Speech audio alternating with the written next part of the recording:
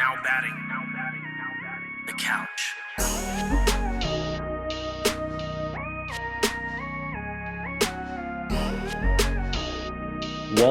Welcome. Episode 4. Who would have thought? Who would have actually thought we made it? We made it. To episode 4. Stump 2, 3, Brian, whatever. Be on the other side. What do you got over there, buddy? How you doing? I'm doing great. Ooh, a little gray. I got a Hazy Hill of the Bay for all you guys up in the Bay. It's Golden Road Brewing. Ooh, nice. It is a sexy beer. Dude, if anyone's close to Golden Road, I know they're like Budweiser owned and all that garbage, but dude, it's like $1 a beer right now. My neighbor he went the other day and got 50 beers for $50. Can't beat that. Can't beat that. Can't beat that. I'm going big beer too. I got a little Fly Jack, little Firestone there. It's delicious. Great. It's hot. I need something cool. You ready, buddy? Or did you already do it? Did you premature it? Oh, no. That was pretty good. We didn't even have a countdown. That was nice. We just did it. It was like we meant to do it together. Yes, I'm pouring into a glass. Weird. He's pouring into not even a glass. It's like a Yeti. It's a tumbler. But dude, we got a lot going on here today. We got a lot of Christian cologne that we wanted to splice it up and cut it down and make it make more sense for you, but it was doing a disservice to the man's time and his story, dude. Just a great conversation with him. Yes. So really excited to get to that. But we got sports news. Yup. So we got we're going to talk a little bit baseball. I know we've kind of beat it to a pulp, but we're going to talk a little new news and that it actually looks like it's coming back. We'll get you to Christian Cologne. We'll wrap up the bet. The bet is wrapped up. Ugh, we'll see. I don't like this. There's a reason I'm smiling if you guys are wondering. I don't like this. But we'll see who really is the winner here in a minute. And we'll just kind of wrap it up. But there's a lot of Christian today. But let's dive into the sports news. Again, this is April 30th that it's going to launch. We're recording on the 29th, which is a Wednesday. And the big thing was all the signs are pointing to 2020. We're going to have baseball. We will. It's going to happen. We just don't know. We just don't know when. When I'm telling you, it's 4th of July. We've said it. We've said it how many times? We've said it since day one. Day one of the podcast. 4th of July. Why not? It's America. It's America's pastime. Let's go get it done. I sign off on it, and I think we just don't know what it looks like, and I think I even printed it out because it was a lot, and I just can't stay with it. But John Heyman, our guy from MLB, he had a bunch of tweets today that came out basically saying like, look, hey, here's the deal. Season's going to start. We will have it this year. It's very rare. It'll be a surprise if we don't have it at this point. The target date is July 1st, but everything we read, the 4th of July, 2nd, somewhere in there. Early July, which, Come on, if you're going to do it early July. Just do it the 4th. 4th of July. Come on. Don't even question it. Just do it. 80 to 100 games is the goal. All the things that we talked about. They're going to expand rosters. They're going to do all that. We just don't know what it looks like. And everything we've kind of suggested with, spring training sites, maybe Florida, maybe Arizona, a little bit of Texas. Maybe Texas. Yeah. Those are all, they've talked about them. They're lower on the totem pole. Those are like last ditch efforts, last resorts. If they can't figure it out or it gets real bad, that's what they're going to do. But I don't know if you saw it, dude. Did you see the new proposal where they'll have 3 different divisions? Essentially, they'll have a central, a west, and an east. East, yes. I mean, I don't even care at this point. It doesn't matter if there's a division. I don't even care. I want baseball back. Everybody wants to watch baseball. People want sports. We need something. There could be 14 different divisions for all I care. We just need to watch baseball. I need to play baseball, watch baseball. You need to play baseball. We need to watch baseball. But I mean, dude, the owner, this sport has the most to lose, right? They haven't started. They didn't start any games. The NBA, the NHL, they actually had money coming in. They had completed most of their seasons. They had done that. NFL hasn't started. Baseball's, they're supposed to be making money right now, and they're not. Oh yeah, lots of money. Lots of money. So yeah, it's going to be interesting to see how it rolls out. We're gonna have baseball. It seems like that they're kind of saying that isolation may not need to happen that we talked about initially, where they'll be, the players will stay in the stadium. It may actually, if they do this 3 little division thing, they can stay they'll play in their stadiums essentially. But the travel will be much less. I mean, like the West would be the Dodgers, Angels, Giants, Padres, D-backs, Rockies, Astros, Rangers, Mariners, and I missed somebody in there. Giants or Padres or A's. The A's. A's. So I mean dude, I'll travel to any of those from the West Coast. For sure. I mean, it's going to be pretty simple if you keep everybody in a tight knit area and just get the games. At this point, just get the games in. But I don't even think they fully know the extent of everything yet. I think they're still figuring it out, and they've got a little bit of time. You know, they thought May's not going to happen. No. So they're going to push it back to 4th of July. Let's go. Let's do it. I'm in. But I think if they're truly going to get 2020 season in, it's got to be July, or I don't see it happening. It has to be. And I think the thing that too, you got to remember, there's a lot of revenue sharing, right? There's a lot of things that go on through these owners. So you're not going to see anything until the owners agree to something, right? Till the Rays and the Yankees or the Dodgers, like those large market teams and those small market teams find that middle ground. Yeah. Until that happens, it doesn't matter. It doesn't matter. Not at all. With that, complete other end of the spectrum, we're going to go amateur sports. But hold on. Wait. Whoa, did I jump something? What did I do? Are we having a minor league season? Oh, dude, I got excited. I don't know, man. I don't know. John Heyman. I missed that one. That's why I don't do these printing out things. I just don't do well with all. You know what I think? This is going to be my personal view on it. This is me. I've been in the game for quite a while. I think if there is no minor league season, there's going to be some kind of longer instructional league, longer summer, spring training maybe to keep guys playing, keep guys ready for 2021, right? Nobody wants to take a full year and a half off, right? You can't take a bath on developing players, no. There's gonna be, I think there's gonna be some kind of instructional league that's gonna be going on. Yeah, and look, we kind of talked about this, and I forgot about it because it didn't really come. I don't want to say it didn't come from a reliable source, but it wasn't like anybody who really reports on these things a lot. It was someone back east that writes for like a minor league team, but basically saying a lot of reports, a lot of agents, a lot of people are saying that there's not going to be a minor league season because there can't be fans in the stadiums. Yeah. If there's no fans in the stadium, and you know that, right? Yeah. It's revenue. It's gate driven, right? Gate driven sport. So beer sales, everything. Yeah. So for me, it's. I mean, they could have a season, right? The minor leagues could have a season, but it would be done in Arizona and Florida, spring training. Yeah, it's going to be at spring training sites, right? Playing on backfields, and you would probably separate it throughout the day, where like you have your older guys early on in the day play their games, and maybe the younger guys come in and have to play later in the day. Just because there's so many teams now, right? And we've been talking about MLB's possibly cutting minor league teams in the next year or so. Yeah. We don't know, but I could see him having a little season in spring training.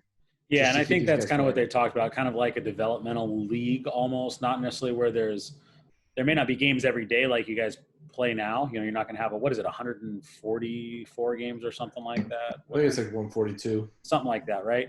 So you're not going to have that. You're obviously not going to have that schedule. It's not going to be every day, but you have to keep guys ready. Even if you have an expanded roster in the big leagues, I don't know. There has to be a backup plan to keep people ready so the season doesn't get ruined. I mean, there'll be something. They're not going to just let guys stay home for the next 9 months. What do you do with all your prospects? You're just, hey, guys, we'll see you next year. Good luck. Stay on top of it. Develop yourself, please.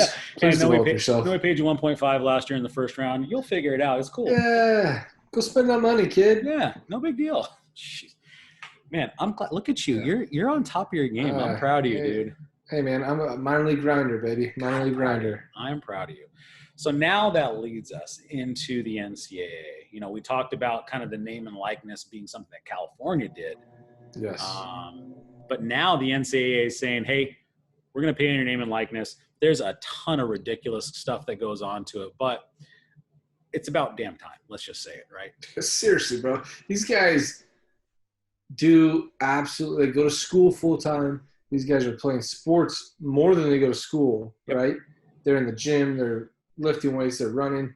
No matter what sport, you're at school all day, every day, and you're losing money Yeah, These kids exactly. are losing money. Now, technically, we all know that there's some, envelopes being handed I underneath don't know the what you're talking table. about. I don't know what you're talking about. But no, this is what it needs. I think it's going to take away from some of that underneath the Oh table. yeah, 100% it will. Yeah, and I think So you know what I saw. I didn't read enough into it, but basically like a developmental league. I think it's the G League or whatever it is in the NBA. Basically, like, hey, we're going to pay guys now. You guys want to come here? You can come out of high school. We're going to pay you. Oh yeah, wait, so I don't have to go to the NCAA. I can go play. I can go get paid and then go into the NBA. so it's just another. It's like a building a minor league system for basketball. Absolutely. Yes, they have the D League, but how many of those guys? If you have two leagues, now you can put more guys out of that league. And if you're paying them minimally, right? Oh yeah. They're still making money. They're still making more money than we would at college, and developing, playing against other pros. So I think it's good either way. It's good to see these kids going to get paid. Oh yeah, and you're going to see. I mean, how they can get paid. It's wild. You're going to see so many guys and gals, obviously. I mean, Title IX. Come on, there's women's sports Yeah, too. 100%. But like social media influencing, there's going to be a ton of them for promoting stuff on, the Instagram, the TikTok, or as the wife and I call it, the tiki-taki, all that stuff. But I mean, yeah, it's going to be insane. Personal promotions, they get paid for autographs. There's no cap on the endorsements. So obviously the better you are, the more important you are, the more money you can make. I mean, it's So just now capitalism at its finest in a way. Does that open up Nike, Under Armour, Adidas to come in and endorse a kid when he's a freshman or sophomore, so they can get him when he comes into the league?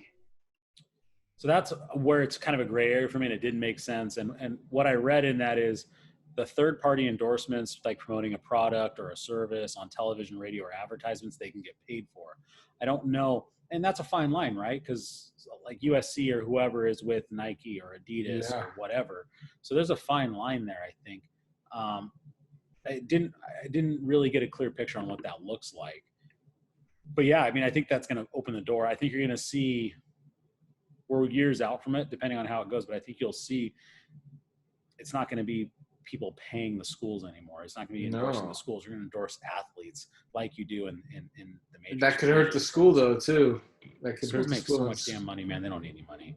They do, but those endorsements are a lot. It's a lot of money. It's a ton of money. But yeah, the one big thing that they can't do is the athletes cannot use the intellectual property. So like the schools or trademarks or anything like that. Yeah. The conferences clearly, right? Because that's the ones that make a ton of money. So I don't know. It's gonna be wild to see how that pans out. But that's going into effect next year, 2021, which we talked about a couple weeks ago with Sam Brenner. Yeah. Well, before we brought Sam Brenner on, but it's going to escalate that 2023 year that it was implemented here in California. Yeah. So just wild stuff. It's going to be great. Good for these kids. They're going to get paid. Give them some dang money. Come on. I mean, these football players, we're talking to Sam and how much he eats, in college and in the league.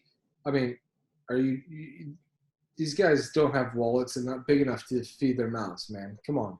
I just think about, and we didn't even talk about it with Sam, but I think about guys who they get hurt in college and look, some of them have insurance money and those types of things that go on, but that changes your whole trajectory, your whole career. Yeah. And just to say, hey, handcuff them. Hey, no money for you. Thanks for coming out. That's not Peace. Right. See ya. Thanks.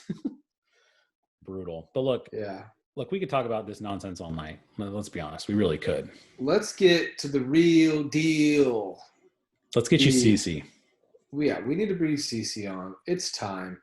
The story's too great.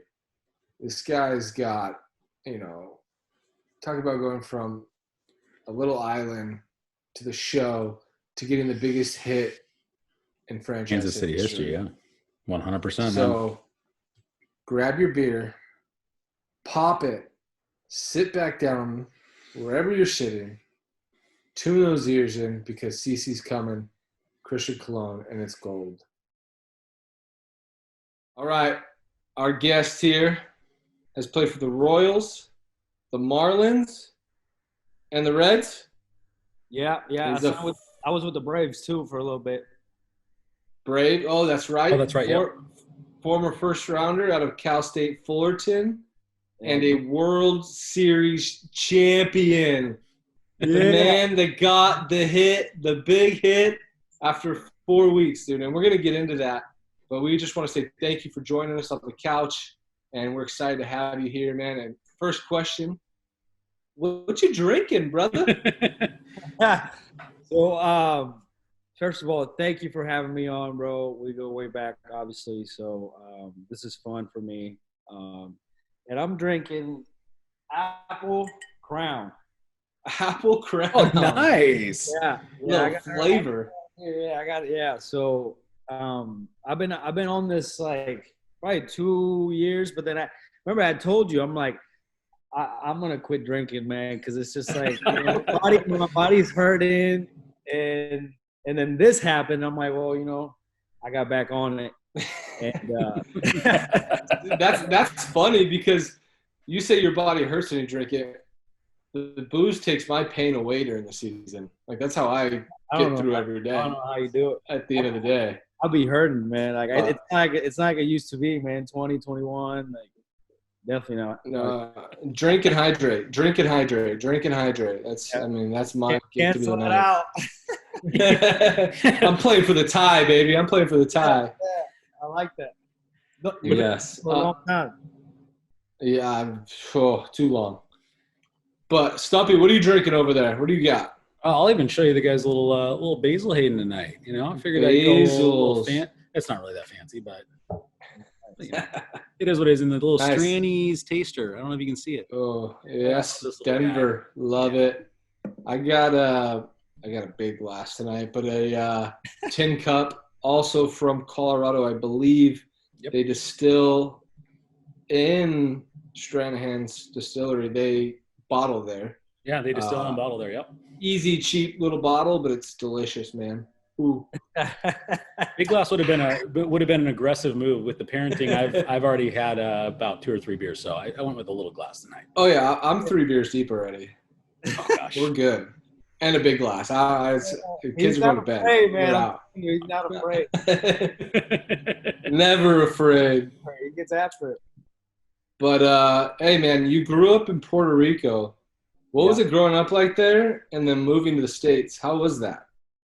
So obviously, growing up there, it was a lot of fun, bro. Like we had, the beach was like 5 minutes away from my house, and like it was so cool being able to just back in the day, you didn't have any social media, and your parents seemed to like be more like carefree. Relax. Go outside. Don't come back with the lights. Cause trouble. We'll see in a bit. Yeah. Like whatever. Just come home for dinner if you want. If not, whatever. But that was like really fun being able to hang out with friends, that I still talk to today. And I just remember playing with them like outside of my house, any sport. Like we had a basketball hoop and we played basketball, but like, making balls out of like, anything we could find really, and sticks, like literally. And we just played. And then it got more serious. My dad, he really loved baseball and he was the one that taught me really everything about it. We had a goal. We had a goal in mind, and that was to get out of there, you know what I'm saying? And to do something. So when it got real serious, I started competing in my local area, which is Manatí. It's it's close to San Juan. It's up north. Yeah. So I started competing there, and I started getting really good. I wasn't really good at first. Like there was other guys that were way better than me, and they were getting all the time, and all the hype. Yeah. And I mean, we was 9, 10 years old, and it was really advanced, bro. Like for like the baseball we see here for kids now. Compared to in Puerto Rico, it's like you had to grow up kind of quick. Or yeah, you guys have like academies out there, right? It's like legit, like you're getting after it. Yeah, they would have to tell you, look, you probably not gonna make it at 9 years old. So you better just figure something out. But you can't play.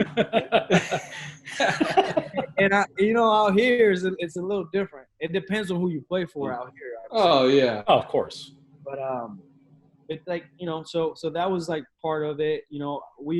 My dad was like obsessed with us practicing every day. And so we practiced a lot. I got better. I started moving more to the north of the island, like San Juan, Bayamon, just like more competition. And then from there, he decided to take a job in Waco, Texas, and that was a cultural shock for sure. I'm sure that's a culture shock right there, going from Puerto Rico to just Waco, Texas. Where in Waco's straight football, right? Football town, football city. I mean, Texas is a huge football state. And it's What college. was It's like what was college it? is huge. Yeah, what was the toughest change for you right there? Like going from Puerto Rico to the States and into Waco. I would have. I honestly, I was borderline depressed, honestly, because I had friends, man. I had friends like Yeah. I was 12 years old, 13 years old. I had a little girlfriend, and I'm like, I don't want to leave. But but we left, and yeah, it was hard. Like going to school was different. The whole setup was different. I remember one time I was in school, and I thought you could leave school in between classes because that's what you can do. And bro, they were calling my house like, "Where's he at? What, like, what, you know what I'm saying? Like, what? You can't just leave school like that, man." But so it was. I would have to say like the weather was a big, just big difference. Yeah. The routine changed obviously a lot. I in classes I had English before, but still it was a struggle to like write papers and stuff, and understand. I bet. Like, Yeah. yeah. So I don't know. Like I had to really. I learned faster than I thought because I was with the baseball team and I was with guys and we were just I was able to get a little bit used to it quicker than I thought. Yeah, I mean, you would never be able to tell that you had trouble being able to speak English because, I mean, I've known you for a long time and you speak perfect English. So I still have a few words here and there, but like, I honestly, I can tell you, man, like, I knew probably like 60, 70%, but like, still, I didn't know a big portion of like schoolwork. I could talk to anyone on the field and do whatever, but like, there's just other stuff that was a little more difficult. Yeah, for sure, man. I couldn't even imagine going from here to, Venezuela or Puerto Rico to the Dominican. Even though I've played over there, it is such a language barrier, right? It's huge, right? Just being able to get food and everyday essentials, like, it's challenging. It's just different culture, man. Like, it's just how everything is, everything you've known. All of a sudden at 13, you got to restart all over again. So that was a big challenge that we saw. My dad kept telling me, "Hey, man, this is going to help you when you get older." I'm like, for sure. Obviously didn't know. Yeah. You don't see the big picture. Man, like, this is crazy. What are you doing? Stubborn ass kids, man. He kept telling me, he's like, man, you probably would have been drafted out of Puerto Rico, but it probably would have not been what you did out here. So, like, yeah. And I really believe that because when I came to the States, I was so advanced at that age, that people were like, and this is the way I truly feel is like my teammates back then, when I was in Waco, they were like, what? Who is this guy? Like, his hands are great. He can do all these things great. And I'm like, I'm not that good, man. Like, you know what I'm saying? Like, I'm just. Well, yeah. Dude, because I was used to guys next to me, man. Like Correa, like Lindor, like Baez, like, Baez, those are guys you grew up with. Yeah. And so it kind of hyped me up and it gave me like a better chance, honestly, to like go along my journey. So yeah, that journey is crazy, bro. Because you went from Waco, Texas, to Utah, right? And then from Utah, you came to Anaheim, right? Big A, baby. And you went to Canyon. You went to Canyon High School where you really took off. Yeah. So what was the difficulty in making those transitions of moving three straight years? Bro, I if it wasn't for baseball, I would have been in like a deep place just because like I just didn't know. I had to start all over again all the time. And I look back and I thank my parents, but it was so hard. just like walking through the halls and really not knowing a whole lot of people. Just, I started just with the baseball guys, and then it trickled down to other stuff. But just like the whole vibe, you go to high school for what, 3 years, some cases 4. So you get the whole routine down, and everybody knows each other and stuff. But yeah, I didn't go to any dances or none of that, man. Like I was. Come on, you didn't no babes. You didn't want no babes want to take you to the dance. I have babes that are trying to, but I see you, kid. the thing with that, bro, I'm telling you, I just didn't know how to handle that being alone. Really, a lot of the times, like, I didn't know a lot of people.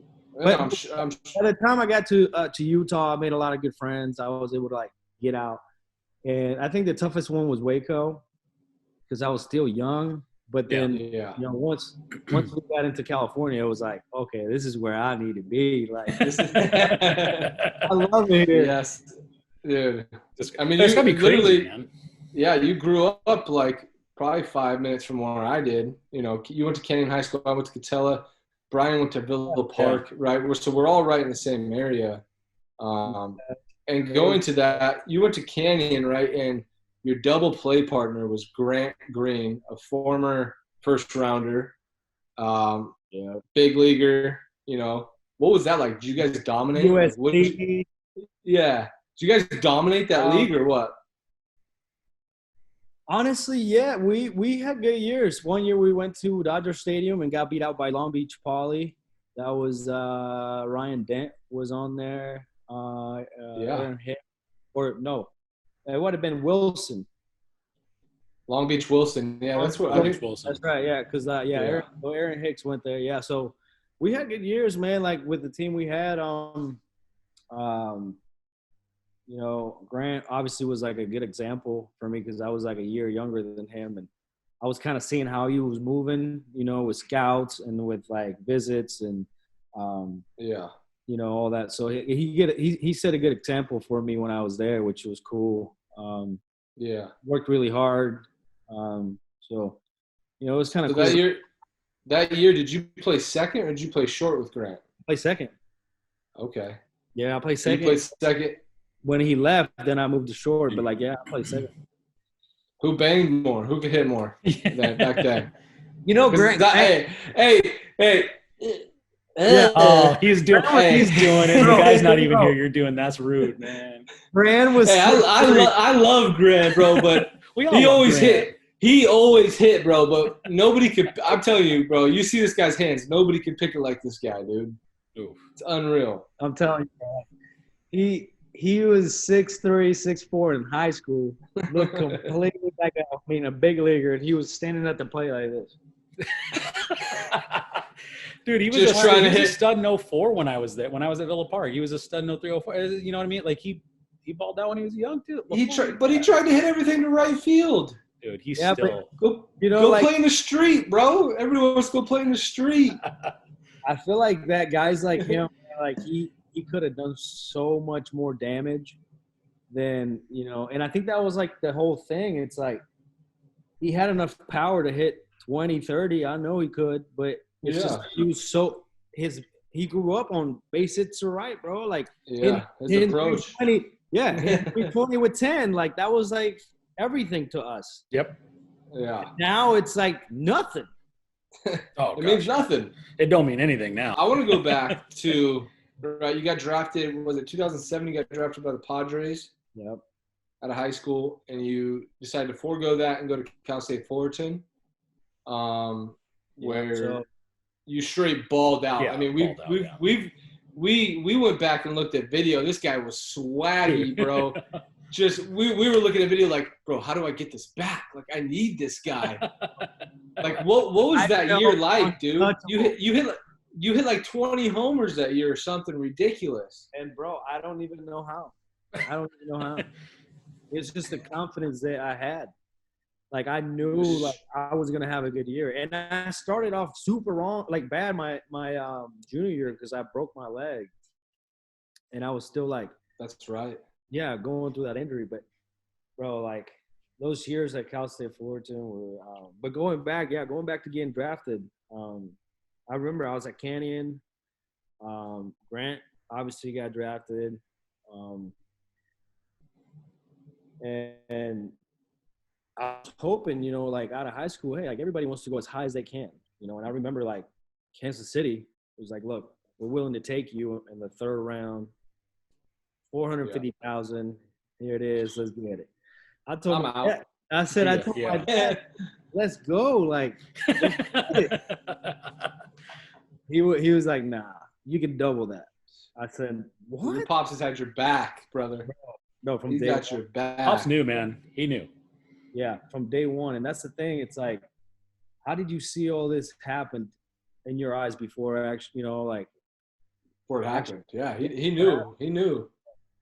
So it was cool to see, man. Like he's always known my swing and known what I do when I struggle and all that stuff. He's always been there. Like he knows everything about me. So Yeah. Yeah. So then you go 3 years and you're a first rounder. 2010, you're 4th overall, brother. Yeah, bro. So we say no to the Royals. They were really wanting to get me then, in 2007. And then the Padres too, like, they really had interest in me. They show a lot of interest early. But we said, you know what, like once we passed them the third round, we were like, all right, like it's probably not going to happen. So I went to school, I went to class, and I was sitting in class, and I remember getting a text, hey, like the Padres picked you up in the 12th. And I said, all right, cool. Like, that's awesome. Like I still had hopes of like, yeah. Back then you heard about guys like signing in the 30 something and got like 2 million. Well, yeah. What Trimble going the 18th and he got $1 million or something like that? No, Back then it didn't matter. It didn't matter at all. So we were like, no. all right, cool. Like we can negotiate through the summer.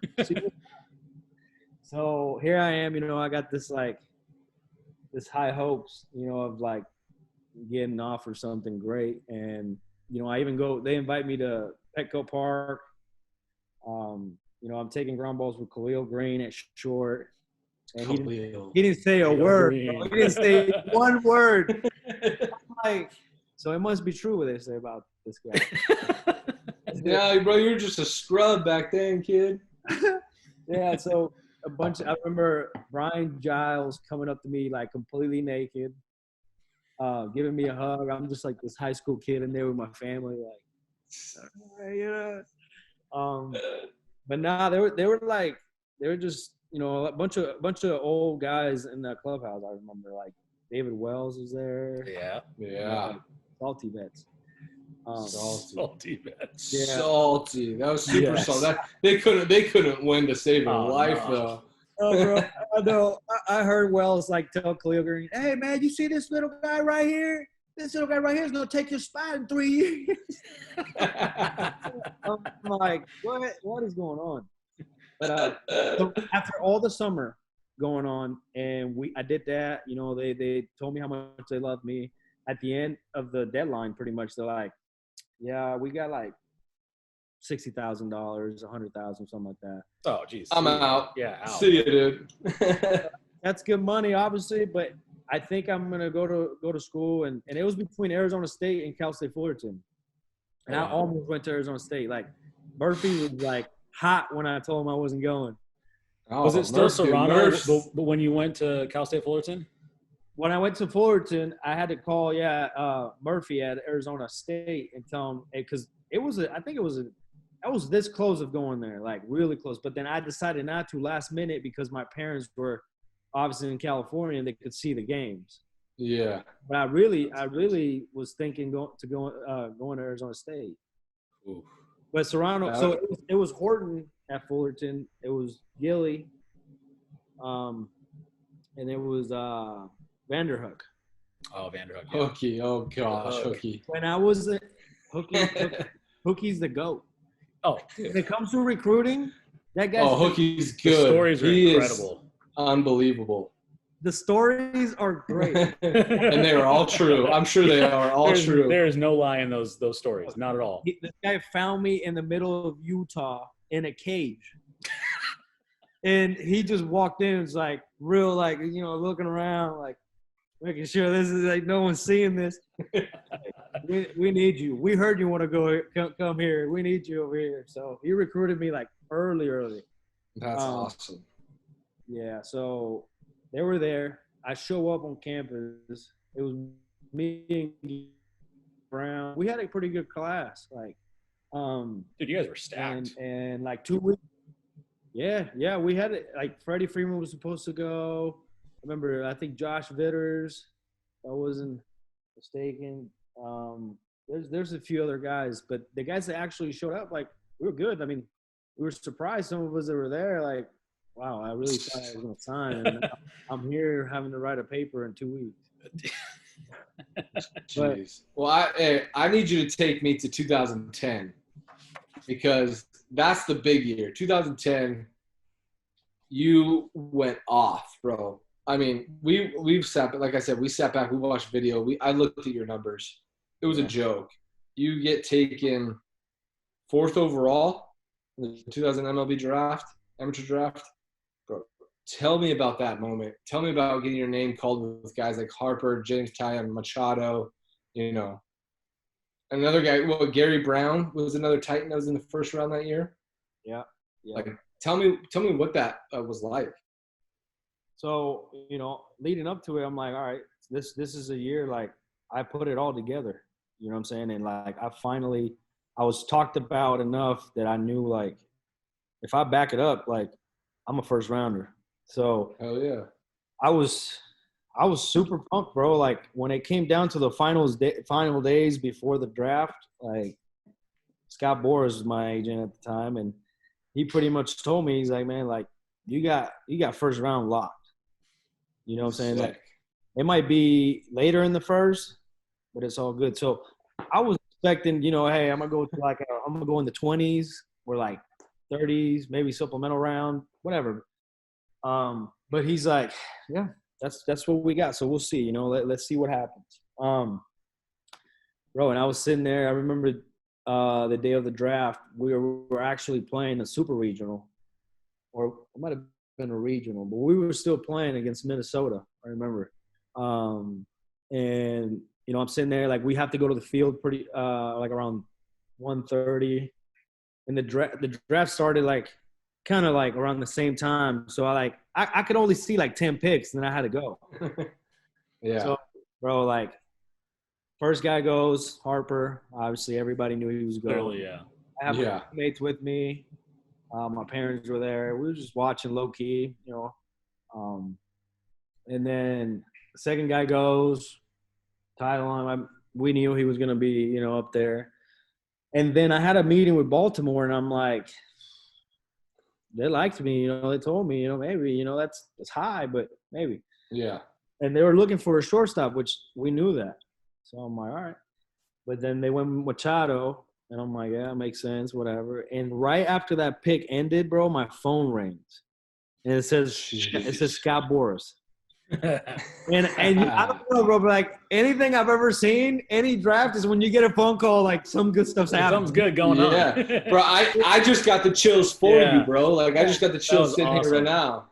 Bro, so I pull my phone out like this, and like I start showing everybody in the room. They're like, so I answer it, and he's like, hey, what you doing? I'm like, I'm watching the draft right here.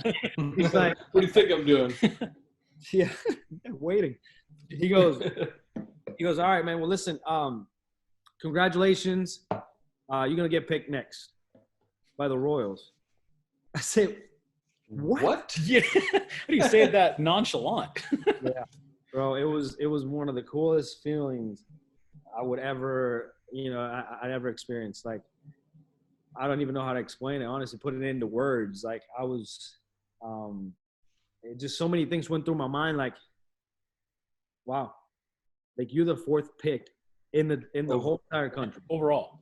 The first player out of the college draft to get drafted. So did you get dogpiled by your teammates? Or what happened, bro? Yeah, bro. After that, like, I hung up the phone. I told them, they're like, no way. Oh, man. They started hugging me and, like, jumping on me. And then we sat back down and then started, like, waiting for the actual, pick to come in. And Yeah. sure enough, bro, when they said Krish, everybody just erupted. We started jumping. Like, I started crying. My parents started crying. My teammates started crying. They're just like, bro, like, this is unbelievable. And it really was, man. It was like it was a blessing, bro. Like, to start my career like 100%, that, yeah. it was a blessing. And I Blessed, kid. You're blessed, homie. no matter how bad it got after that. But Yeah. So we here at the couch, we want to know, right? First rounder. We know you made some big bucks. What was the first thing you bought? I took care of my parents, man. And like their house, I paid off their house. That's awesome. That was like the first thing I did for the family. But for me, so I got drafted. I didn't get the money right away, obviously. No. It was like a couple payments, and I had to go and play. I went straight to High A in Wilmington, Delaware. Must be nice. Must be nice to go straight to High A. Yeah, I was gonna say Must be nice. straight to High A. You could do 3 years in extended. I mean, I put up some time down there. And honestly, you say that, I have so much respect for guys like that, bro. Like, honestly, and guys that make some out of going through all the levels like that, like, bro, it's mental toughness is there. Because, bro, it's not. And that comes into play, later on in my career. Like, I had to face adversity, and I at some point I didn't know how to really deal with it. And we're in the middle of it, like, right, for guys like that don't get a lot, that struggle through this stuff, they go through that adversity early, and then they're crushing after that, So it's like cool to see. I really admire that. But so I went and played. I got done, and then the minute I landed back in California, I said, "Hey, Dad, I got to go to the dealership." I was like every first rounder, went in there like, "Hey, let me get that Benz right there." Well, I got me a Mercedes Benz. That was like my first car. What class? What class do you get? I didn't know, bro. So I went C300. That's like a chick car. Not a choice at all. I mean, I wasn't gonna say car, bro. It's like a small, like, little car, And hey, you're trying to spend the money wisely, bro. Like 30 some thousand. So I'm like, it's just still nice, And then I show up. I show up to spring training, and I'm like, oh, this damn. This is like a Toyota. This ain't cool, man. This ain't cool. It might be cool in high school. Oh, that's great. It was The C class. It was First rounder rolling into spring training with a C class. That's nice, dude. I mean, I was rolling in a Scion XB down in extended spring training, dude. So you could have been in my shoes. I feel you, man. Like I told you, I admire guys like you, and That's it's a real grind, but a lot of this stuff, it's something that you can hang your hat on, man. Say, hey, something like a lot of people don't get to do, man. Like, you didn't start out with $3 million signing bonus, and come out of that, and that's cool. Yeah, for sure, brother, man. And we want to get to, obviously you played in the minor leagues, you grinded, you did what you had to do. Tell us about that first call up and what it was like. My manager, Polberg, Polberg. Yeah. Oh yeah. He just called me on the phone. We were on the road. We were in Fresno, and he called me up, and he's like, "Hey, where you at?" I'm like, "I'm at the hotel, getting ready to go to the field." It was like 2:00 or 12:30 or something like that. And he's like, "Hey, actually, hang on a second. You're gonna go to Minnesota." So, and I knew where the big league team was. Yeah, so I'm like, "Oh, what's that mean, man? Go ahead and drop it on me." Just tell me.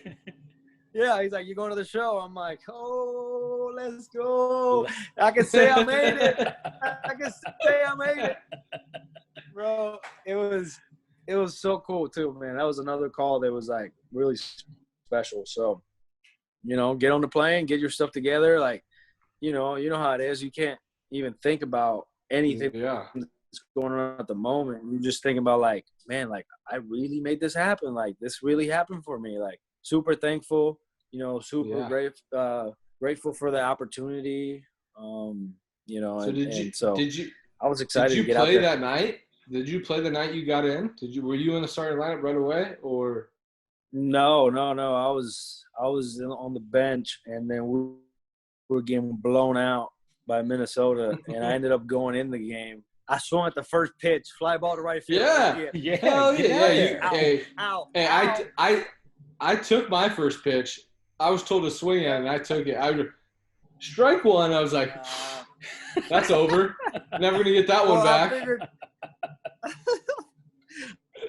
I figured this, like, bro, we were getting blown out, and usually when a rookie, a guy making a major league debut in the 9th inning, 8th inning, and you getting blown out, they're gonna be like, "Hey, man, like, go ahead." And Suzuki was catching, Kurt Suzuki, so he was a Titan, a little bro. Titan guy, right? Yeah, I knew he was gonna come with that heat. Yeah. So, and you're still late trying to drive it to right. Give me Come a on, pitch to hit when I kid. popped it up. Exactly my point. I could have hit a fly ball to left field or something. Yes. So who was your first at bat off of? He was a reliever for them. It was last name Burton, Burton, I think. Okay. But after that, so that next night or the next day, the next night we fly to Cleveland, and that game is against Josh Tomlin. Oh, JT, that's my guy. Yeah, bro. And so I'm not playing again. I'm on the bench. Omar Infante, this is during BP, all right? BP's going on. I'm just second day in the show, I'm like, enjoying it, taking it all in. This is great. I get to watch the game, get mentally ready.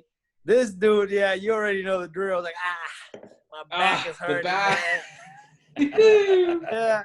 Hey, 6:15, 6:20, he pulls the chute and says, hey, like, I can't play. My back's hurting. Ned Yost walks all the way. I'm taking ground balls a second. I haven't even hit. Taking ground balls a second. He goes all the way to the first base line. He just yells it out there. Hey, kid. I'm like, yeah, Skip. He goes, hey, you're in now. You're in the game now. I said, all right, bro. And it was like emotions, like nervous, excited, happy, pumped, like scared, everything. Yeah. So I said again, if I go 1-0, I'm going to swing no matter what. 1-0, I'm swinging no matter what. Sure enough, bro, I went 1-0, and then he threw me a fastball away, and I hit a triple for my first hit. Triple, first knock. Second at bat? Yeah. Second AB in the bigs, career? Second at bat in the big leagues. First hit was a triple, yeah. That's sick. And then I went. I like let loose. I let loose that game. I like got me a couple more I got a double. Yeah, 2 doubles. So a triple and 2 doubles that game. What was that? Your OPS was through the roof that night. What? For the first 2 games of my career. First start. Let's go, kid. Yeah. Then I didn't see another game for another like 7 games. Kid. It don't matter, man. Don't matter. That's unbelievable. But it was fun. It was fun. We fast forward to 2015. Yeah. World Series champs. What was that that ride like, man? And I mean, for a lot of people that know you and know your story, don't know the whole backstory of that World Series, right? You guys take this unbelievable run of the World Series. Nobody thought the Kansas City Royals were going to win, and you guys are there. You're I don't even know if you were active the first couple series, right? In 15 I was active like all the All of postseason, but I didn't get okay. in at all. I So didn't you get in at all. I was like the last guy. so you were waiting for your moment, brother, and your moment came in the final game of the 2015 World Series, and you got the biggest hit in Kansas City Royals franchise history. Take Yeah, us through bro. that moment. Take us through that at bat, and what was that like, dude? I mean, I played in the playoffs once. It's unreal. I can only imagine playing in the World Series. Yeah, bro. It was loud. It was really loud. Super intense. I remember like being in the dugout and telling myself like, I don't understand. I need to get in there, man. Let's get it, man. I'm ready for this, man. This is my moment, you know.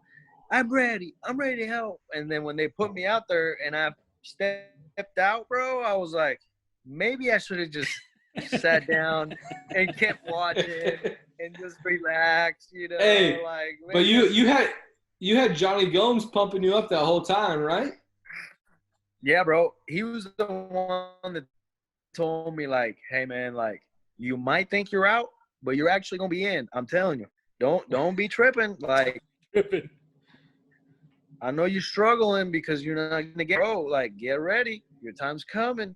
Throughout the whole series, bro. He was like, you know, we're going over there to the Mets. Like, they're gonna be pinch hitting. Like, hey, you be ready. Blah blah blah. And it worked out. That's why, like, I was so quick to drop his name because, bro, like, he really talked to me throughout the whole entire postseason about staying ready. You know. Yeah, yeah. I mean, I know what it's like. I mean, obviously not in the playoffs of having to be ready at any moment, being a pinch hitter, but we talk about not having an at bat in 4 weeks. You didn't have an at bat in 4 weeks. You go up there in a deciding game, and you go out there and throw up a sick knock to take your team to get holding a Bro, trophy, brother. You're holding a trophy in a parade.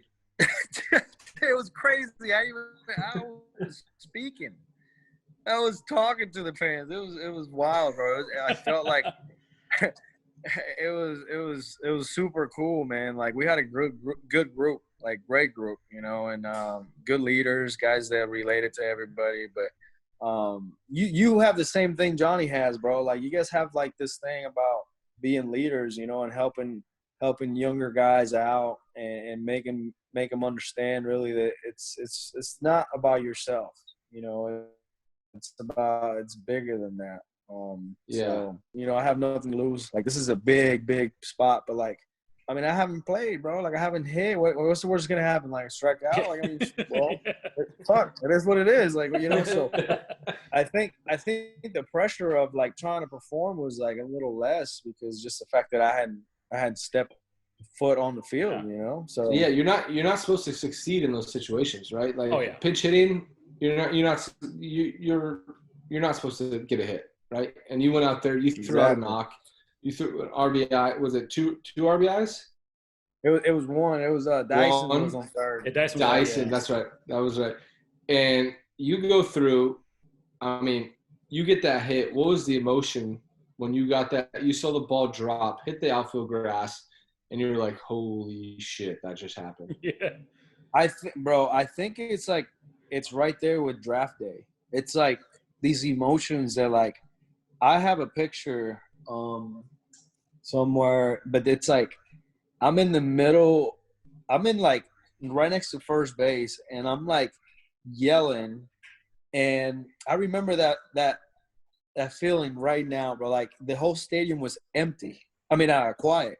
Yeah. It was full, but it was quiet. It went from like being so loud to like so quiet, and it was just I could hear myself yelling to the dugout. And just moments ago, it was super loud. It was surreal, bro. Like, it's just something that I was dreaming about when I was playing in Puerto Rico with my buddies. Like, you know, like, that's what you dream of, like getting a hit like that in the World Series. And I was pumped too to help out the guys, bro. Like, you know how it is, like Moose and Haas and Lorenzo and bro, all those guys, bro, they grinded, bro. They grinded, they played every day. They showed, you know, amazing toughness, and you know, they were great leaders, bro. So the fact that I was able to help, and I feel like I was in that group, like it was really cool. Yeah.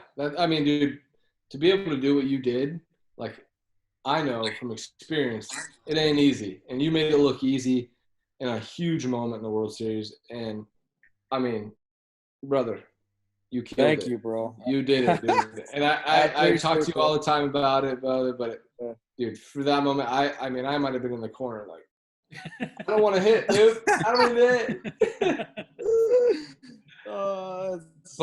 But it's like, you know how it is, man. It's like I think God puts us in these places too, man, where it's just, you know. Yeah, I remember that yeah. night I was crying because I wasn't playing in there.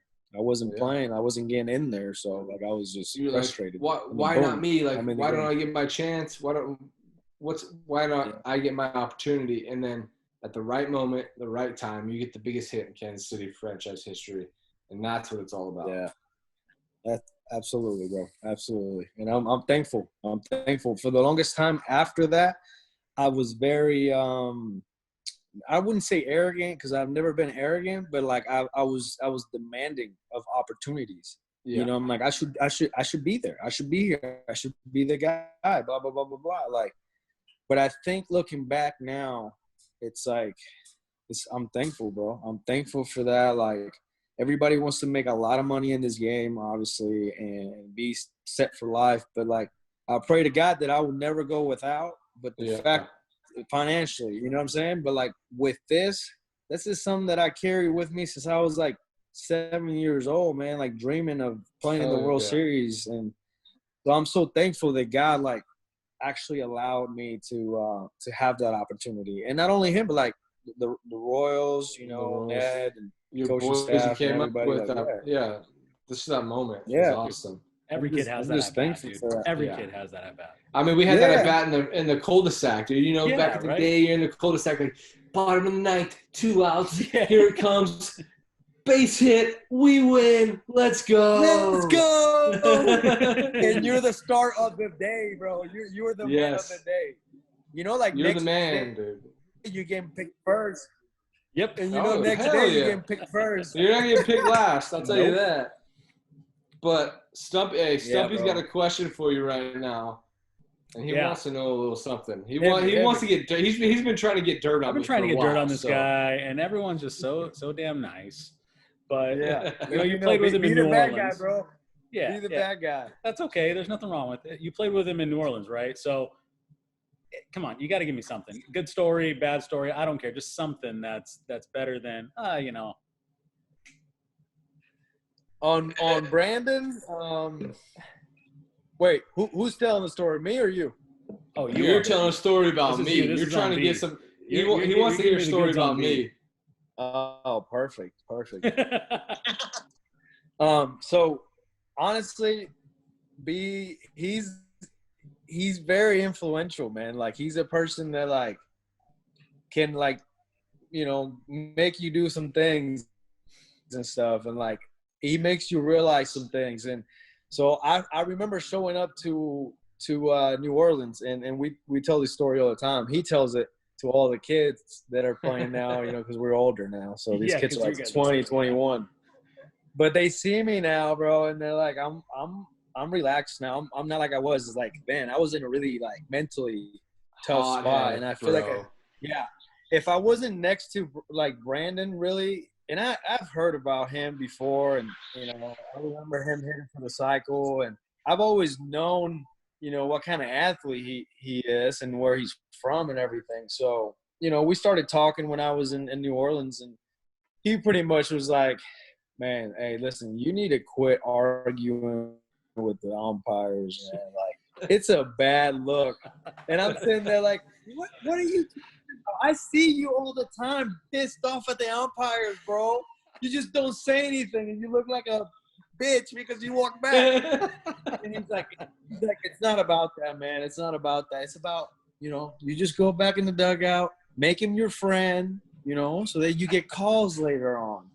Yes. So this guy's always trying to like, and now when I see him hit and he gets fucked on a call, I always look to see what he does, and he's always like he wants to go for it because he gets mad, but at the same time he's like a nice asshole, bro. He's like, "Are you kidding me with that?" And then he's like, "Hey, no, but you probably saw it good, huh? Like, yeah, you saw it better than I You saw it did." better than I did. Yeah, he's just, we got into it last year. Yes. Columbus. This is a good one right here. Yeah. One of our pitchers hit their guy because I don't know why. He had a tank I thought about he 530 feet.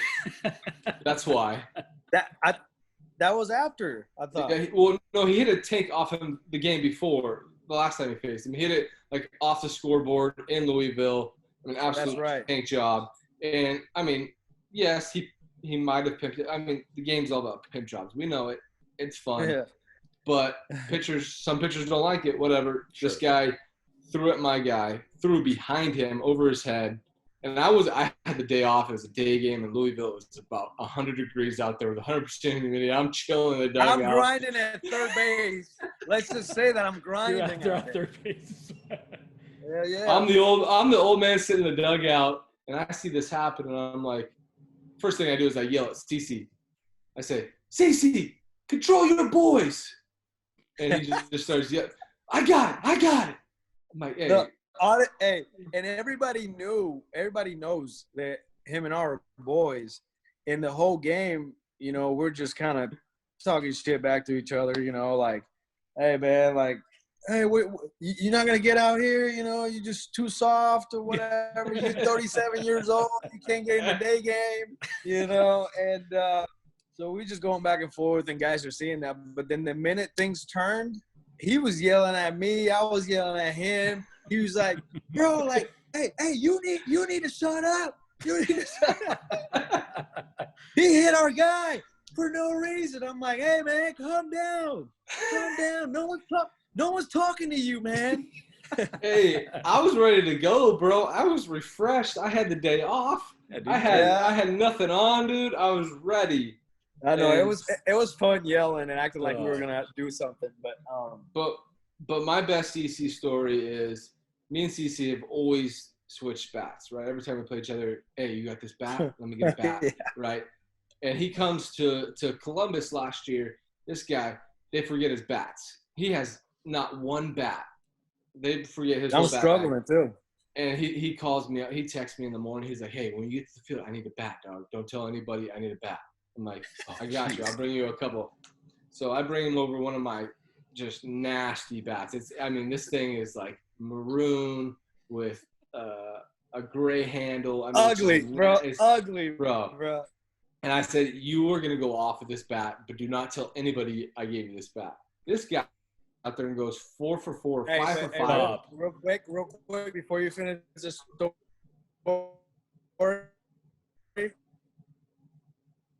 Because right before I got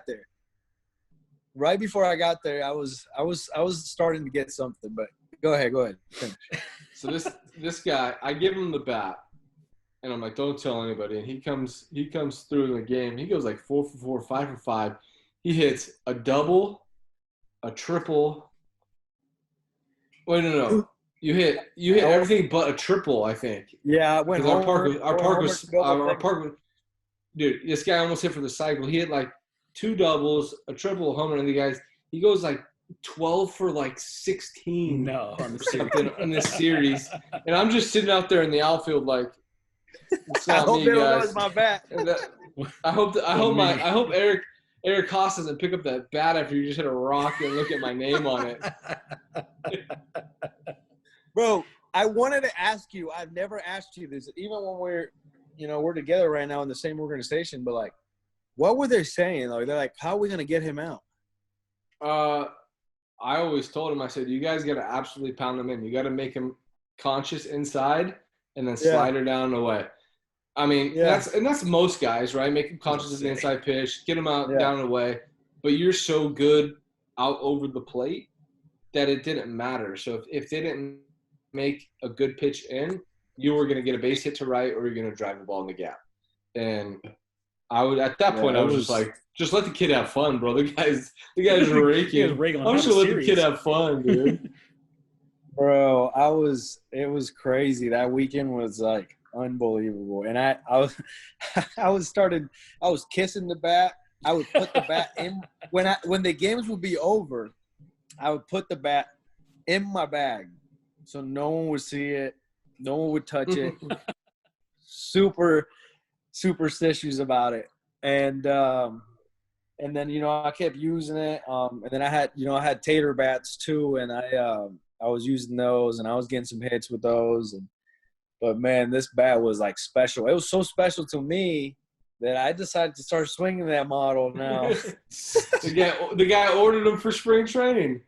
Yeah, I love it. Did you take it with you after the series, or did you leave it? Oh, that thing went with you, right? Oh, I said, bro, I didn't hit that well with it, so you can keep it. He didn't even like the color of it. He didn't thought it was ugly. Yeah, that's the thing, though. Brandon, he's got a lot of swag, man. He's got a lot of swag on the field. I appreciate that. Hey, a lot of guys come to me, Brandon. They're like, hey, he's got swag. I'm like, man, if you knew him, he tries too hard. He tries too hard for the swag. Yes. He tries too hard. But it comes out perfect, brother. But it comes out right where you need it. And that leads us into what are you doing to stay ready right now? Like, real quick, what are you doing to stay ready? We don't know when we're going to start, but what are you doing? Obviously, we see the garage. You've got some bikes. You've got a rower. You've got boxes. You got some weights. Are you just trying to crush in your garage and stay ready? Yeah, pretty much. I have a trainer that I've been training with, and he's a CrossFit kind of guy. So some of these workouts, bro, are like a lot of Olympic lifting. Yeah, like snatches and hand cleans and all that. So I don't know. I'm just going with it, man. Trying to stay flexible, but at the same time, like, just see, how much stronger I could get. I really never hit the Olympic lifting like that, I'm doing it now. So I just said, why not? I got to try something different. As long as I can stay flexible, I'm just trying to push some weight around as much as I can, like I have never, ever bench past like 215. And that was like really struggling with it. And now, like, I put up 250, bro. Let's see. So I'm proud of myself for that. Hell yeah. And that's something I think that I talked to you, over the course of the last, 4 years, that like, hey, brother, you want to make this happen? Like, you got to get after it, and every day. Getting better shape. Yeah. Because when that year in New Orleans, like, bro, how are you still lifting in this weather? Like, this place stinks. Like I was like, dude, if I want to play, like, I'm getting older, I gotta get after it. And now you're kind of like, we talked about being a year behind me, right? And you're figuring out that, like, all right, my body means a lot to me. I got to take care of it, which is cool to hear. And it's awesome. Yeah, and I don't have the same genes you do. So, like, come on. I know, bro. Like, I have to. I look at a hot dog and I gain 5 pounds. So, like, bro, I have to. I have to make sure, like, you're right. And you really were a good influence when it came to that. And I always thank you for that because, I think you're right, man. It's like you gotta lift heavy, man. You gotta stay strong. And I think a lot of guys. I heard something in New Orleans, actually, from one of their front office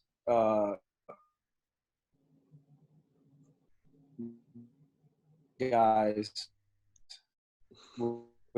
With the moment.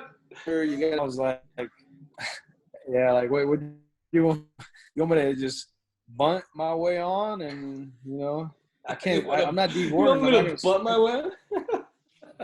Yeah, I'm not D Gordon. I'm not gonna steal 50 bases. So, like, I think getting stronger, it was a good thing for me. And, like, just. Really, I was afraid of, like, the whole, like, Olympic lifting, I don't want to get hurt. I don't know what I'm doing. But, like, this trainer I have here, man, he's been great too, man. He's been teaching me how to do it.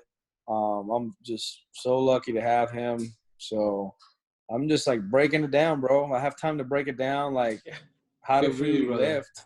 I'm rooting for you in that aspect, right? I've always kind of pushed you, and I'm thankful. But I did see you hitting off the tee with your daughter on IG, and you had one ball. So were you like trying to get fit, going back and forth, getting the ball with Gotta one get your ball, steps or in. what? Gotta get them Bro, in. trying to get your steps done? Everybody's been asking me about that. It's like, bro, you don't have any balls? Like, I have balls in my house. Like, The guy played in the show. He got no balls. Dude, he's got one ball. Bro, Is that the ball? I'm really OCD, bro. So like, I don't want all my balls out there and my kids picking them up and throwing them over the fence. Launched everywhere. Yep.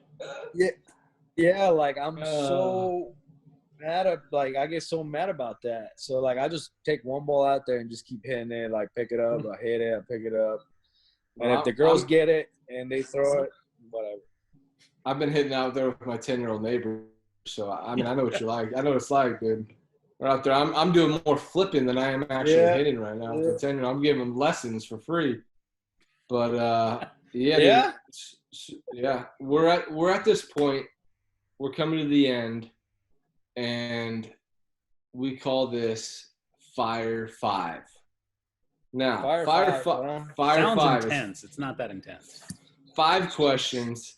You got to answer them as fast as you can. Really not thinking about it. We just need your answer.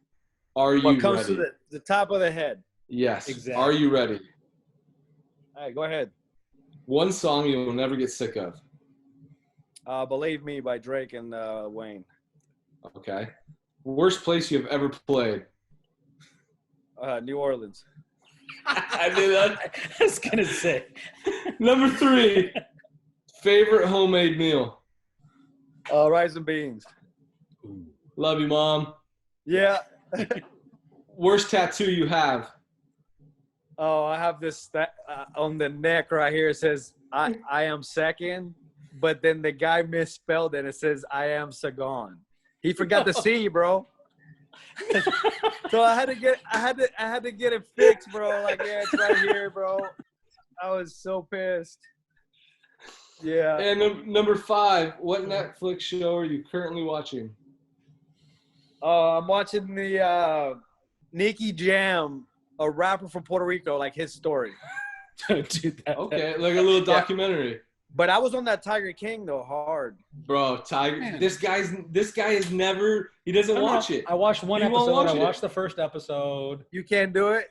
You can't do it. I can do it. It was just like this is too out there. It's just it's bro, epic. It's a little aggressive. Come on, bro. I was like fascinated by it.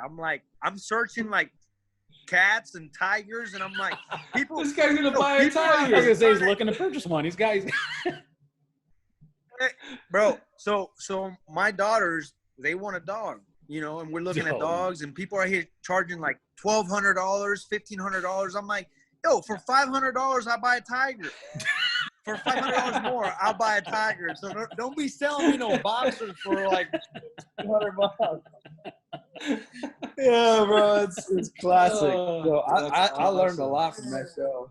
Well, but that's great, dude. Ozark is legit. Yeah. Bro. Season 3 right now, right? Season 3. Yeah, it's really good. Have you watched?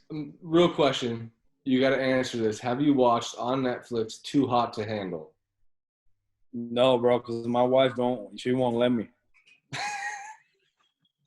Yeah, she got to watch with me or she won't. You know. Bro, you got to watch it. It's. I was watching. I was like, why am I watching this? Why am I watching this? But I can't stop watching it. It was unreal. So stupid. Such a stupid show, but it was. I've heard about it. You know, The Last Dance, the Jordan thing, bro. Yes. Oh yes. That's another thing. Yeah, this guy was like, "Hey, bro, really hot. Hey, Sunday night, bro. Like, we got to do this a little later so I can get in The Last Dance." You know. Hey. We come second to Jordan over here. You gotta respect that. We come second. 2 3's number 1. Respect. I love it, though. I love it. I think it's so cool to see some of the background stories on some of these stuff. Yeah. It's crazy. That's awesome. Hey, B, what kind of jerseys you got back there? You got Cabrera, I see. I got Miggy. I got the Jeets. I've got me. I've got Kutch. I've got Edgar Martinez because I grew up watching the Seattle Mariners back in the day. We've talked about that a bunch. And he rakes. I got Kershaw because he no-hit us. Nice. I've got George Brett, your guy. Yeah. I did that when he was the hitting coach that year. And then I've got my guy Altuve because I came up in the league with him, and that was just a special guy I wanted. And he's a stud, bro. He's a stud. Great. Yeah. I see some cleats out there. You got bats. That's a cool little spot. I got the cargos. I've got my Memorial or my 4th of July's. I got my first home run ticket right here. And I got some bobbleheads over here, some balls, and I've got bats all around the room. Bats are guys. ridiculous. Yeah. Ridiculous. Yeah. He loves bats. He loves gear. I'm telling you, like, Yes. Last year I sprinted out in the middle of where we were warming up before a game, and it was like I think it was getting close to 4th of July, but they had like this special uniforms or something. It was like light blue or something, and I'm sprinting out there. You know, I want to say what's up to him, and I look down, and he's got these Strouts from like 2014 or something. Them baby blue. Oh yeah, bro, the old Trouts he just pulled out, and I'm like, bro, like you've been sitting on those for this day? And he's like, yeah, bro, sure, I got it. Hey, like eBay is a great source for old swag, brother. I know, I love it. You inspired me, bro, in a lot of ways. Like I started looking in there. I'm like, I need to get my game up, man. Oh man, that's dangerous. Yeah. Yeah. I try, dude. I've tried my whole career. Sometimes I failed and sometimes I succeeded. But, you get, like I always say, I've always told you, you got to look good. When you look good, you feel good. And when you feel good, you play good. And when you play good, they pay good. So yeah, that's my motto for all you young kids trying to make it. Look good, feel good, play good, get paid good. Absolutely. That's true. That's 100%. Well, yeah, man, we've appreciated having you on the show, on the podcast, and it's just been an honor to be able to sit down and talk to a World Series champ. We don't get the opportunity very often, and to have a friendship and to have you on the show has been awesome, and we thank you. Oh man, I appreciate it. Holy shit. We're back. Wow. CC, that was crazy. This guy's story from going from Puerto Rico to the show to the biggest hit. I mean, I dreamt it. You dreamt it. Most kids dreamt it.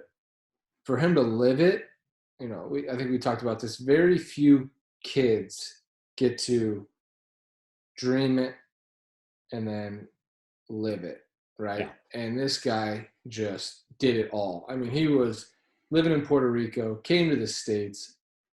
He moved 3 times in high school.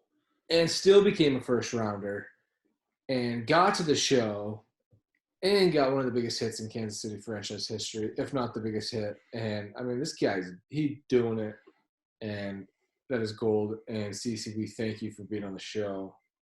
Yeah, dude. Wow. I'm good friends with him, but I've never talked to him. I was going to say, you didn't even know some of the depth of those stories. I mean, yeah. I knew him a little bit growing up around here. Obviously, he went to Canyon right down the street from me from Villa Park. I mean, he was a year or two behind us, but I just sat here. I didn't have anything to say. I could have said a lot of things, but it was better just listening to him. And he just poured it all out there, dude. And he even said, we all have that at bat. We're all in the front yard with our buddy, with whoever, with your dad throwing you BP, whatever. It's the bottom of the 9th. I mean, it was the 12th, but whatever. Bottom of the 9th, World Series, Game 7, 3-2. Yeah. And he did it, man. He lived, dude. Yeah, we said it. I just got the chills, again, dude. Yeah, it's unbelievable. I mean, like you said, it's an unbelievable story. Yeah, I mean, for me, being a lifer in this game so far, cool moment of a guy that's only a couple of years younger than me to be able to be like, hey, you're one of my guys that I've looked up to over the last few years, which was really cool. And that's the reason why I started playing the game, because I wanted to be a mentor and I wanted to help people, obviously, but, to have someone of that caliber say, hey, you've helped me a lot in my career and I appreciate it. That's freaking, I'm good. I did what I needed to do. Signing off. Thank you. It was a good run. Yeah, dude, it was cool listening. Like you could tell he really believed it too. It wasn't like he wasn't just like patting you on the back, giving you that attaboy. It was like it meant something to him. That was really cool. Yeah. So crazy stuff. Man, CC, can't thank you enough, brother. We really appreciate you. But we can sign off. No. We got something to talk about. No. But if you want to do your thing, you can. I'll let you have your minute because it's gonna get ugly for you here. Well, let me drink this beer real quick. You might want to drink a little bit more of that. So while you're doing that, I'll just let everyone know we're going to talk about the bet. And if you don't remember the bet, that is impressive. Did you put that whole thing down just now? Most of it, because I'm gonna have to freaking wear this damn crown. So if you missed the bet, we talked about MLB The Show having the tournament, the players tournament, which was great.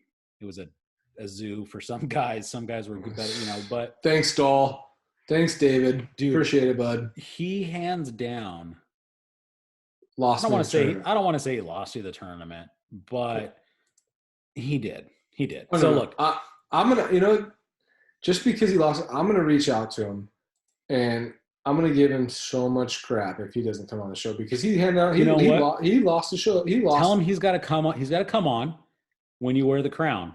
And we'll just shoot the breeze for a few talk, dude. Because he went 6 and 23. Like you,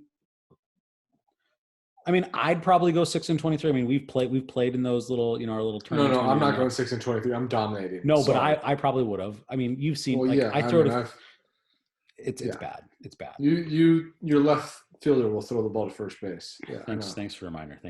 But yeah, he single-handedly. So my team, the NL East, had 74 wins. Your NL West had 68. And look, I mean, McNeil, Gavin Lux, they're all around the same. Juan Soto, Fernando Tatis Jr., same. The one that killed you was David Dahl. He was the big one. He was the big one. I mean, the guy, just get some more wins. Come on. Dude, he was working this offseason. He's dialed in. I bet you his swing's ready. He's ready to launch right now. His swing's always been ready. Yeah, he's left-handed. It's already pretty. Just get on the sticks one time in the offseason. Jeez. Dude, Atlanta, though. Was it Luke? Is it Luke Jackson? Is that who it is? I think so. Is that who it is? Dude, I'm telling you, I don't know if they're doing awards or what they're doing. Best dressed, 100%. We put it on the Twitter the other day. 1,000% best dressed. I got to find it, and I'll put some of the pictures up on our stories. But, dude, he's like dressed as the Joker on a pinball machine before one of the games. He's got like these flames on his shoulders. Is incredible. But yeah, brother, you're wearing a cotton ball crown, and I am talking to your daughters about this to get it all. I don't know what it's gonna. I don't even know how we do that. We talk to the wife, have the kids make it, and then we'll have them bring it in for the show. The whole episode. I'm saying from the minute we start recording to the end of the show. You know how that's so painful. I'm gonna hear it on my. You're not gonna hear it. It's cotton balls. You can't hear anything. Oh, it's just cool. It feels so good. Damn it, Doll. Doll. It hurts. I think even if Doll would have tied, I don't know, it was close, but yeah, 74 to 68. So 6 wins. Six. He went 6 and 23. Yeah, but I don't remember who it was, but somebody went 10 and what was that? 19. It's still better than. Other than that, all of us were they were all pretty equal. It was funny, like your top guy, like Gavin Lux and Jeff McNeil was mine. They were right around the same. They were 1 game off. So it's just, I feel like I should do a victory lap. Good for you. It'd be weird if I got up. Good for you. I'm proud of you. Just so we're clear, though, neither one of our divisions really took off with it. Like Gavin Lux is doing well, Jeff McNeil, but other than that, I should have stayed with my Blake Snell. Dude, the Blake Snell show is just and Joey Gallo, naughty, clearly, nasty. Clearly, so it's nasty. Oh, it is nasty. But yeah, sports history was our next topic. Let's just get into it. Let's just get these people home because I feel like we give them a lot of Christian, which is a good thing. It's a great thing. That's what they come for. They don't come for me. Let's be honest. I'm just some dude. I'm just a dude talking to a mic. They don't want to come for us. So April 30th, in 2010. Yes. The one and only Mariano Rivera Greatest ties. pitch of all time. Yeah. Oh, dude, it's how, and it's never been replicated. But anyways, ties Eric Gagne's record of 51 consecutive saves. I believe he went on and beat it. I didn't. And look, I'm just trying to survive life here in this quarantine or isolation, whatever we're calling it, with working and all that. But I'm pretty sure I went on and beat it. But dude, talk about two of the best closers of our era. I mean, obviously one was a juicer. We won't. I mean, you can make up whatever you want with that. I mean, we got Trevor Hoffman in there too. Oh, dude, you forget about Hoffy, dude. So Hoff, good, dude. The Hoff, so nasty. So good. Like, and I mean, we're talking about guys that had one pitch, right? yeah. Hoffy, changeup. Gagne, changeup. Mariano, cutter. That cutter. You think being an elite, they all threw hard. Don't get me wrong. Early in their careers, their prime, they threw hard. Mariano's cutter was 93, 94 when he was throwing 95, 96. Gagne was throwing 100 with like a 85-mile-an-hour changeup. That changeup was like this. Just it was fell 20 off the miles an table. hour slower. Yeah, it was insane. Yes. And then you got Hoffy, who was just, never really threw I think it was like hard, 90, 91, 92, but right? just a Bugs Bunny changeup where it was like a yo-yo. You threw it out there and it came right back. Yeah, he literally pulled the string. Thanks for coming out. Man, yeah, you forget it. We leave him out of the conversation. Has he just been out of the game too much lately? Is like he's been that far removed? Is that what it is? No. It's just Mariano beat his record, and so all you talk about is Mariano. Which I get. I got to face Mariano. I was gonna say you faced him, didn't you? One time. Kid's hitting 1,000. Ooh, baby. Just saying. And you did no broken bow, right? Not even a little splinter. Oh no, lenient. The first time I go up there, I'm trying to pull the ball, and I swing, and I swing through it. I'm like, oh gosh, this is gonna be bad. And I'm like, all right, I'm pulling this one. I'm starting when the ball comes out of his hands. I swing, pop, I just barrel finder. I find it, boom. I look to left field. I can't find the ball. I'm like, and then I look to right field. It goes right to Ichiro, and I'm like, oh, sick. And I just take off running. I think at that point, Ichiro probably could throw me out first, but cannon. Yeah. Guy had a cannon, dude. Hitting 1,000 off a Hall of Famer. It was one at bat. Dude, no one needs to know how many at bats you had against him. You're 1,000. 1 for 1, baby. 1 for 1. Doesn't matter. If they're gonna say you can go 0 for 25 against a guy, you can go 1 for 1 and hit 1,000. It don't matter. Believe it. It doesn't matter. Man. That bat's retired, by the way. It's on that little rack behind you, isn't it? It's on the rack. Mariano actually signed it. He did. Good stuff. Thank you, Mariano, if you're listening. I don't think he's listening, but man, if he was, that would make me he's probably having a beer right now with us. Why do I doubt us? Why do I ever? Man, but hey, look, that's all we got. That's all we got. We don't need to give you more. We'll let Christian do all the work. Let's be honest. He already did all the work. It was great, and he was fantastic. And we love y'all. We appreciate y'all. We can't thank you enough for joining us here on the couch. And I'll let Brandon sign us off with the one and only. Stay blessed. We love you guys. Take care.